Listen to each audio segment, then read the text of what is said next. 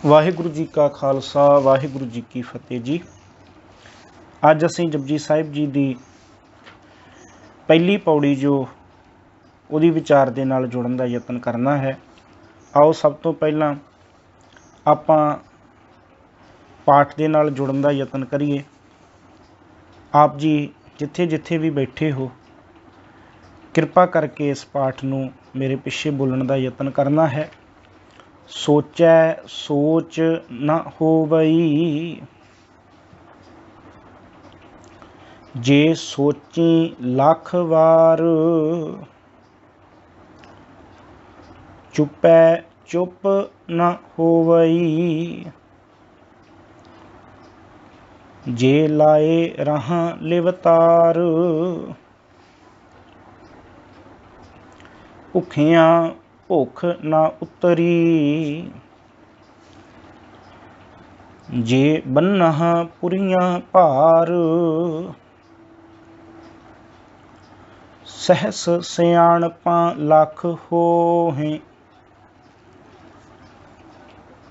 त एक न चलै नाल, किव सचियारा होईऐ, किव कूड़ै टुटै पाल, हुक्म रजाई चलना, नानक लिखिया नाल। हाँ जी साध संगत जी, असी पहली पौड़ी का पाठ जो है वो आप भी कीता है और सरवण भी कीता है। जपजी साहिब बाणी की ये पहली पौड़ी बड़ा ही कीमती ज्ञान साडी झोली दे विच पा रही है। सब तो पहला मैं इस पौड़ी के केवल अखरी अर्थ करांगा। गुरु नानक साहिब महाराज जी बचन कर रहे ने सोचै। सोचै का अर्थ है सोच रखण दे नाल, पवित्रता नूं कायम रखण दे नाल। सोच, सोच का अर्थ है सुचमता, पवित्रता, सोच न होवई, इनू नाम नहीं पढ़ना, न होवई नहीं हो सकती। जे जेकर सोची, इत्थे बिंदी लग के उचारण होएगा सोची, मैं सोच रखा लख वार लखां वारी। चुपै, चुपै का अर्थ है चुप करके रहन दे नाल, चुप वटी रखण दे नाल। चुप ना होवई, आत्मिक तौर ते मन नहीं चुप हो सकता। जितना कह लीए कि आत्मिक तौर ते टिकाऊ नहीं मिल सकता।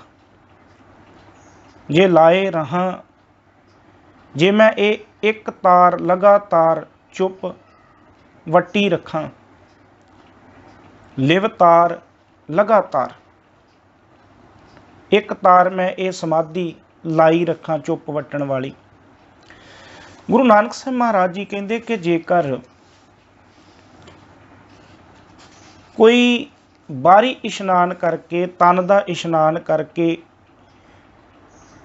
ये सोचे कि ये नाल मैं अंदरों पवित्र हो जावांगा, मैं अंदरों साफ हो जावांगा, तो साहब कहते एक बारी नहीं, कोई लखां वारी भी इस प्रकार इशनान कर ले, तन के इशनान दे नाल मन कदे भी साफ नहीं हो सकता। सोचै,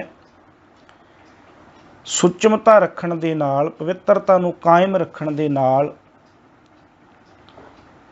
कोई लखां वार भी यतन करके इस तन नूं पवित्र करके ये सोचे कि ये नाल मेरा मन साफ हो जाएगा, साहब कहते ये नाल कदे भी मन साफ नहीं हो सकता। फिर उहदे तो बाद कोई लगातार चुप वटी रखे, चुप करके बैठा रहे, सालां बद्धी चुप करके बैठा रहे, सब कहते ये नाल कदी मन चुप नहीं हो सकता, मन टिकाऊ विच नहीं आ सकता, ये नाल मन की शांति नहीं आ सकती। चुप ਕਰਕੇ ਬੈਠੇ ਰਹਿਣ ਦੇ ਨਾਲ ਕਦੀ ਮਨ ਦਾ ਟਿਕਾਓ ਨਹੀਂ ਮਿਲ ਸਕਦਾ। ਫਿਰ ਸਾਹਿਬ ਅੱਗੇ ਕਹਿੰਦੇ ਨੇ, ਭੁੱਖੀਆਂ ਭੁੱਖ ਨਾ ਉਤਰੀ। ਜੇ ਕੋਈ ਮਨੁੱਖ ਸਾਰੀ ਦੁਨੀਆ ਦੇ ਪਦਾਰਥਾਂ ਦੇ ਪੰਡਾਂ ਬੰਨ ਲਵੇ, ਪਦਾਰਥਾਂ ਦੇ ਭੰਡਾਰੇ ਇਕੱਠੇ ਕਰ ਲਵੇ, ਪਰ ਉਹ ਭੰਡਾਰੇ ਇਕੱਠੇ ਕਰਨ ਦੇ ਬਾਵਜੂਦ ਵੀ ਉਹਦੀ ਜਿਹੜੀ ਤ੍ਰਿਸ਼ਨਾ ਹੈ ਉਹ ਦੂਰ ਨਹੀਂ ਹੋ ਸਕਦੀ। ਭੁੱਖਿਆਂ ਦਾ ਅਰਥ ਹੈ ਤ੍ਰਿਸ਼ਨਾ ਦੇ ਅਧੀਨ ਰਹਿਆਂ। ਭੁੱਖ, ਤ੍ਰਿਸ਼ਨਾ, ਲਾਲਚ ਨਾ ਉਤਰੀ, ਨਹੀਂ ਉਤਰ ਸਕਦਾ, ਨਹੀਂ ਖਤਮ ਹੋ ਸਕਦਾ। ਜੇ ਬੰਨ੍ਹ, ਇੱਥੇ ਬੰਨ੍ਹ, ਇਹਨੂੰ ਬੰਨਾ ਨਹੀਂ ਪੜ੍ਹਨਾ, ਬੰਨ੍ਹ ਭਾਰਾ ਕਰਕੇ, ਪੁਰੀਆਂ ਭਾਰ ਸਾਰੇ ਸੰਸਾਰ ਦੀ, ਸਾਰੀ ਸ੍ਰਿਸ਼ਟੀ ਦੀ ਜਿਹੜੀ ਮਾਇਆ ਹੈ, ਪਦਾਰਥ ਨੇ, ਉਹਨਾਂ ਨੂੰ ਇਕੱਠੀਆਂ ਕਰਕੇ ਵੀ ਜਿਹੜੀ ਤ੍ਰਿਸ਼ਨਾ ਹੈ ਉਹ ਦੂਰ ਨਹੀਂ ਹੋ ਸਕਦੀ। ਫਿਰ ਕਹਿੰਦੇ, ਸਹਿਸ ਸਿਆਣਪਾਂ ਲੱਖ ਹੋਹੇ ਤਾਂ ਇੱਕ ਨਾ ਚੱਲੇ ਨਾਲ। ਜੇ ਕੋਈ ਇਨਸਾਨ ਆਪਣੀਆਂ ਹਜ਼ਾਰਾਂ, ਸਹਿਸ ਕਹਿੰਦੇ ਨੇ ਹਜ਼ਾਰਾਂ ਨੂੰ, ਸਿਆਣਪਾਂ, ਚਤੁਰਾਈਆਂ, ਲੱਖ ਹੋਹੇ ਲੱਖਾਂ ਹੋਣ ਤਾਂ ਇੱਕ ਨਾ ਚੱਲੇ ਨਾਲ। ਕਹਿੰਦੇ ਜੇ ਕੋਈ ਆਪਣੇ ਜੀਵਨ ਦੇ ਵਿੱਚ ਹਜ਼ਾਰਾਂ, ਫਿਰ ਹਜ਼ਾਰਾਂ ਹੀ ਨਹੀਂ, ਲੱਖਾਂ ਚਤੁਰਾਈਆਂ ਇਕੱਠੀਆਂ ਕਰ ਲਈ, ਬੜਾ ਸਿਆਣਾ ਆਪਣੇ ਆਪ ਦੇ ਵਿੱਚ ਬਣ ਜਾਏ, ਤਾਂ ਵੀ ਉਹਦੀ ਇੱਕ ਵੀ ਚਤੁਰਾਈ ਉਹਦਾ ਸਾਥ ਨਹੀਂ ਦਿੰਦੀ, ਉਹਦੇ ਨਾਲ ਨਹੀਂ ਜਾਂਦੀ। ਫਿਰ ਕਹਿੰਦੇ ਨੇ, ਕਿਵ ਸਚਿਆਰਾ ਹੋਈਐ, ਕਿਵ ਕੂੜੈ ਟੁੱਟੈ ਪਾਲ। ਇਹਨੂੰ ਟੁੱਟੈ ਪੜ੍ਹਨਾ ਹੈ, ਟੁੱਟੈ ਕਈ ਵਾਰ ਅਸੀਂ ਉਚਾਰਨ ਕਰ ਦਿੰਦੇ ਹਾਂ, ਪਰ ਇੱਥੇ ਤੱਤੇ ਨੂੰ ਔਂਕੜ ਹੈ ਔਰ ਟੈਂਕੇ ਨੂੰ ਦਲਾਵਾਂ ਨੇ, ਇਸ ਕਰਕੇ ਇਹਦਾ ਉਚਾਰਨ ਹੈ ਟੁੱਟੈ ਪਾਲ। ਗੁਰੂ ਨਾਨਕ ਸਾਹਿਬ ਮਹਾਰਾਜ ਜੀ ਕਹਿੰਦੇ, ਕਿਵੇਂ ਸਚਿਆਰ ਹੋਈ ਹੈ ਆਪਣੇ ਜੀਵਨ ਦੇ ਵਿੱਚ, ਕਿਵੇਂ ਆਪਣੇ ਜੀਵਨ ਦੇ ਵਿੱਚ ਅਸੀਂ ਪਵਿੱਤਰ ਹੋਈਏ ਕਿ ਜਿਹੜੀ ਸਾਡੇ ਵਿੱਚ ਔਰ ਪਰਮਾਤਮਾ ਦੇ ਵਿੱਚ ਕੂੜ ਦੀ ਕੰਧ ਬਣੀ ਪਈ ਹੈ। ਪਾਲ ਕਹਿੰਦੇ ਨੇ ਕੰਧ ਨੂੰ, ਉਹ ਕੂੜ ਦੀ ਕੰਧ ਜਿਹੜੀ ਹੈ, ਝੂਠ ਦੀ ਕੰਧ ਜਿਹੜੀ ਹੈ ਸਾਡੇ ਵਿੱਚ ਤੇ ਪਰਮਾਤਮਾ ਵਿੱਚ, ਜਿਹੜਾ ਪਰਦਾ ਬਣਿਆ ਪਿਆ ਹੈ, ਜਿਸ ਦੇ ਕਰਕੇ ਪਰਮਾਤਮਾ ਤੋਂ ਸਾਡੀ ਦੂਰੀ ਬਣੀ ਪਈ ਹੈ। ਕਿਵੇਂ ਅਸੀਂ ਆਪਣੇ ਆਪ ਨੂੰ ਸਚਿਆਰ ਕਰੀਏ ਕਿ ਉਹ ਕੂੜ ਦੀ ਕੰਧ ਸਾਡੇ ਵਿੱਚੋਂ ਟੁੱਟ ਜਾਏ ਤੇ ਪਰਮਾਤਮਾ ਨਾਲ ਮਿਲਾਪ ਹੋ ਜਾਏ। ਤੇ ਜਵਾਬ ਦਿੱਤਾ ਹੈ ਸਤਿਗੁਰਾਂ ਨੇ, ਹੁਕਮ ਰਜ਼ਾਈ ਚੱਲਣਾ। ਹੁਕਮ ਦੇ ਮੰਮੇ ਨੂੰ ਸਿਹਾਰੀ ਹੈ, ਅਰਥ ਹੈ ਹੁਕਮ ਵਿੱਚ। ਰਜ਼ਾਈ, ਇਹਨੂੰ ਰਜਾਈ ਨਹੀਂ ਪੜ੍ਹਨਾ, ਰਜ਼ਾਈ ਪੈਰ ਦੇ ਵਿੱਚ ਜਿੱਜੇ ਦੇ ਬਿੰਦੀ ਲਾ ਕੇ। ਰਜ਼ਾਈ ਮਤਲਬ ਰਜਾ ਵਾਲਾ, ਅਕਾਲ ਪੁਰਖ, ਰਜਾ ਵਾਲੇ ਅਕਾਲ ਪੁਰਖ ਦੇ ਹੁਕਮ ਦੇ ਵਿੱਚ ਚੱਲਣਾ। ਭਾਵ ਅਕਾਲ ਪੁਰਖ ਪਰਮਾਤਮਾ ਦੇ ਰਜਾ ਵਾਲੇ ਪਰਮਾਤਮਾ ਦੇ ਹੁਕਮ ਦੇ ਵਿੱਚ ਚੱਲਿਆ, ਉਹ ਕੂੜ ਦੀ ਕੰਧ ਟੁੱਟ ਜਾਂਦੀ ਹੈ, ਝੂਠ ਦੀ ਕੰਧ ਟੁੱਟ ਜਾਂਦੀ ਹੈ, ਜਿਸ ਨਾਲ ਜੀਵਨ ਸਚਿਆਰ ਬਣ ਜਾਂਦਾ ਹੈ। ਨਾਨਕ, ਹੇ ਨਾਨਕ ਲਿਖਿਆ ਨਾਲ। ਸਭ ਕਹਿੰਦੇ ਜਦੋਂ ਤੋਂ ਪਰਮਾਤਮਾ ਨੇ ਸਾਨੂੰ ਜੀਵਾਂ ਨੂੰ ਪੈਦਾ ਕੀਤਾ, ਨਾਲ ਦੀ ਨਾਲ ਉਸ ਪਰਮਾਤਮਾ ਦਾ ਹੁਕਮ ਸਾਡੇ ਨਾਲ ਲਿਖਿਆ ਹੋਇਆ ਹੈ।